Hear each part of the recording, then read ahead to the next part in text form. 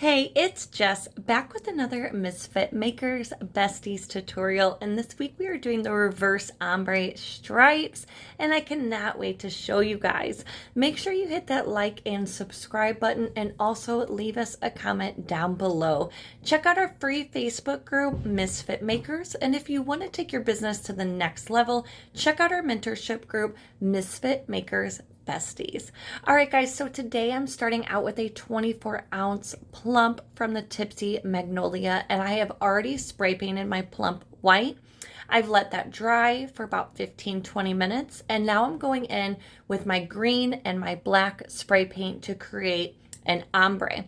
I'm also using my Handy Helper from Dino's. I will link it down below. Handy Helper is a must, you guys. I actually am going to have to purchase another one since I'm using this one for my spray paint booth now, but that's okay because it's super handy. Get it? Handy Helper. Anyway, so I'm trying to create the best ombre that I can, and I'm just working those colors back and forth until I am completely happy with it. There's no right or wrong ombre, guys. Just try to blend those colors the best that you can.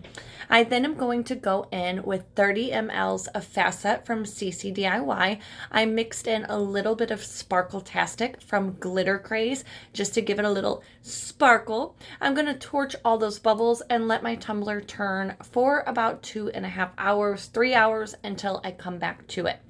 Once my tumbler is completely cured, now I wiped it down with my tack cloth and cleaned up the rims, and then I'm going to use painter's tape to evenly set out my sections of painter's tape all the way around my tumbler, okay? You see the painter's tape is not like butted up right next to each other. I left a little tiny slither in between because I don't want my painter's tape overlapping. And the goal is I want painter's tape, glitter section, painter's tape, glitter section, painter's tape, glitter section, all the way around my tumbler. It's okay if your sections are not perfectly even. At this point, you could also make a template to make sure that your sections are completely even and wrap your tumbler in the template. But it's not that serious, guys. Nobody's going to know that it's a 14th inch bigger than your other section, okay? Once you have your painter's tape all around your tumbler, we are going to then take our tumbler back outside and spray paint again.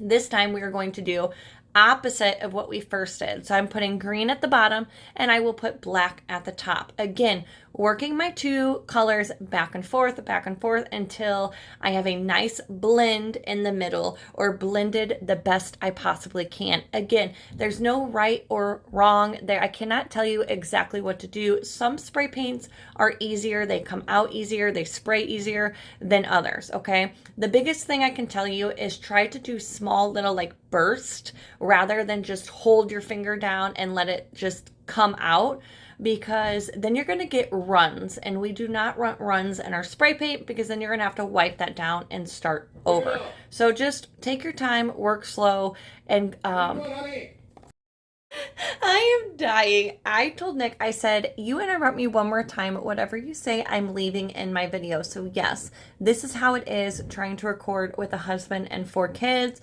So many interruptions. I said, I'm leaving you. I'm leaving you.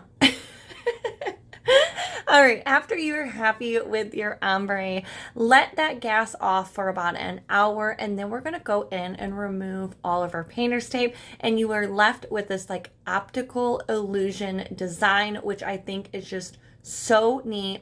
This design is one of those designs where you look at and you're like, how in the world did they do that? I think it would look great with Christmas colors, Halloween colors, any color combo would look so good, and it is so easy to do.